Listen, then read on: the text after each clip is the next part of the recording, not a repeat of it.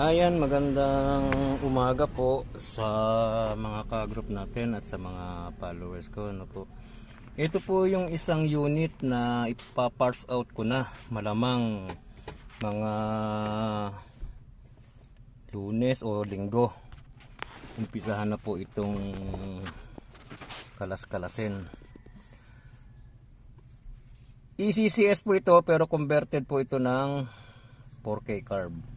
Ng stock carb pala. Sorry. Ayun. Ito, one click naman po yan. Umaandar na ginagamit ko po ito. Ayan o. One click start naman po yan. Ayan, may RPM. Ulitin natin. Okay. Kung mapapansin po natin, nandyan po yung kanyang accessories. Ayan, ang check engine. Ang fuel gauge nito, working, temperature working, RPM working, speedometer working. Yan. Yan o. One click start po yan. Yan o. One click start po yan. Masarap po siyang patakbuhin kasi ginagamit ko siya araw-araw. Meron po kasi akong isang unit na bibilin sa katapusan, kaya papalit uli ako ng sasakyan. Pa-parse out ko na po ito. Center panel buo, walang crack. Ayan, center panel nya buo yan, walang crack, nakakabit po yan. Ang radyo working.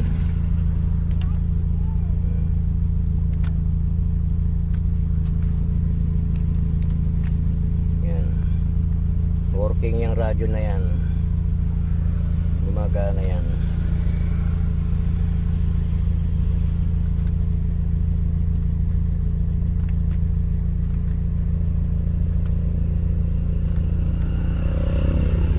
Ayan ang mandaro. Yun, kalawon yun na.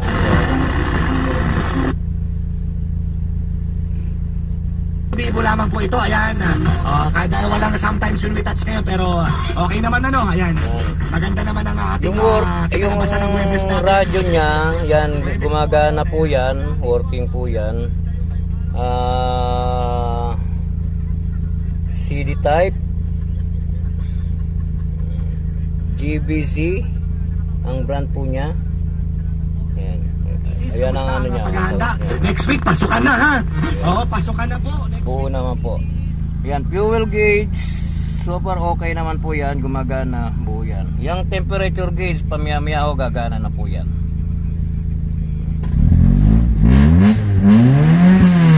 Yan, ECCS po ito. Ngayon, kung mapapansin po ninyo, kinonvert ko po ito ng carb. Ginawa ko po yung carb. Pero kung mapapansin nyo po ang RPM nya, halos pumapalo ng 7.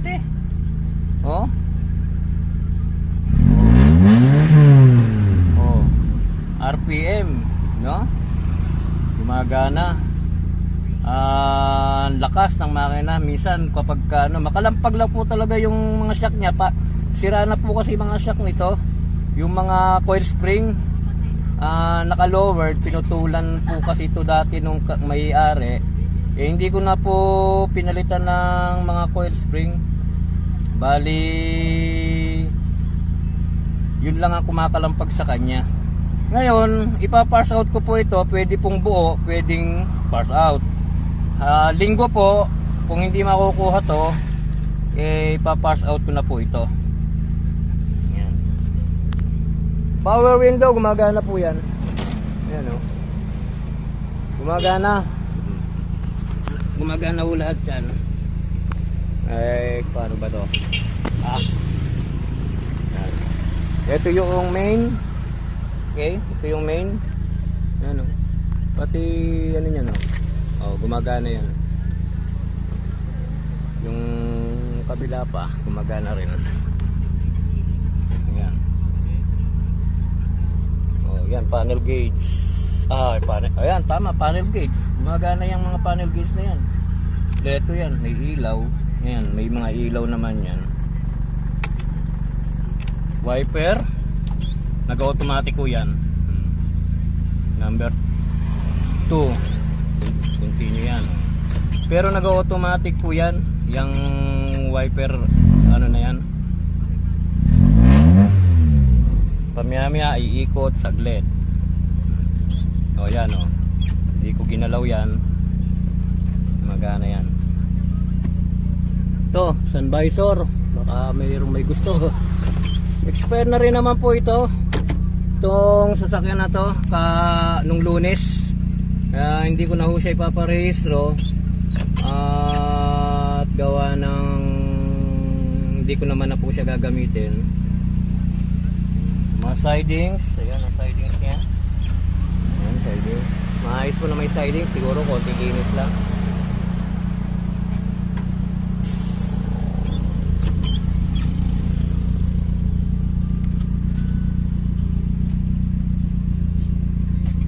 Ang kesamin niya okay pa naman yun. Salamin. Yan. Yan po yung mga ano, yan yung ipaparse out po natin, no? Pinatay ko makina. Try uli natin i-start nang walang tapakan ng gasolina. Oh, one click start oh. Patayin natin uli. Oh. Ito pa ako, lalabas natin. Oh. One click start. Walang sinok, walang hagop.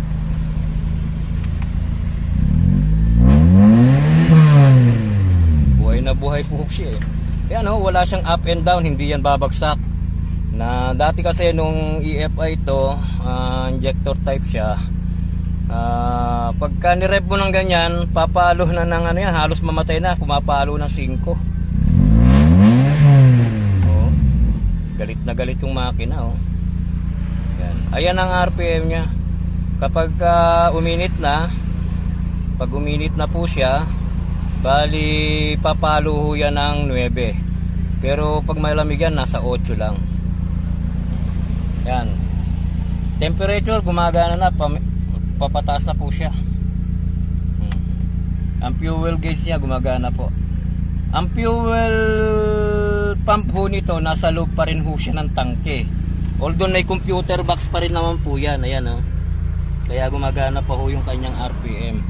Ang mga pyesa nito, totally lahat EFI pa rin. Ang binago ko lang po sa kanya yung intake manifold, yung kanyang karburador lang. Maliban doon wala na. Karburador lang ang ikinabit ko dyan. Kaya lahat po yan napapagana ko pa. May nagsatanong paanong ang fuel pump ko nasa loob ng tangke, high pressure yan, malakas ang pressure ng fuel. Yun nga po, may pamamaraan po ako kung paano ko po may kakabit ang fuel pump nya sa karburador. Tingnan natin po.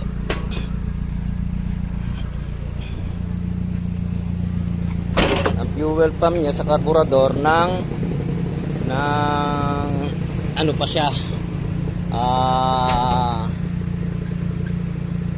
electronic fuel pump pa. Ayan o, stock carb. Ayan o, teka lang po ha.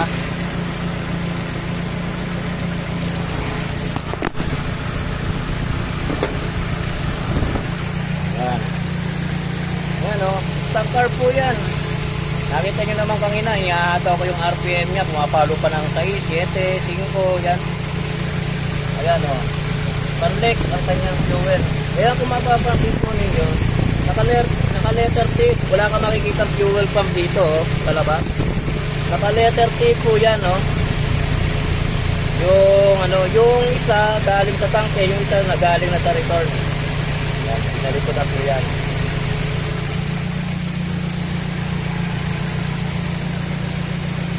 Power steering niya, yung hydrovac, napakalakas ng preno niyan. Ayan. Yan, radiator, wala naman leak yan. Ipapass out ko na po kasi ito. Malamang sa linggo, sigurado. Ipapass out ko na po ito. Yung mga nangangailangan po ng ating mga pyesa, budget meal lang po yan. Mag-PM na lang po kayo sa akin. At palagi naman po akong naka-online. Sige po, magandang umaga po sa lahat. At yan, battery oh. Napakalakas ng battery niyan. Napakalaki ng battery po. 3SM nakalagay sa kanyang battery. Alternator, water pump, yan, manifold, cylinder head, makina, transmission. Yung mga gusto magpa-convert ng transmission dyan, pwede nang gamitin to. Yan, magandang umaga po sa lahat. At yun, God bless po. Pass out po tayo mga paps.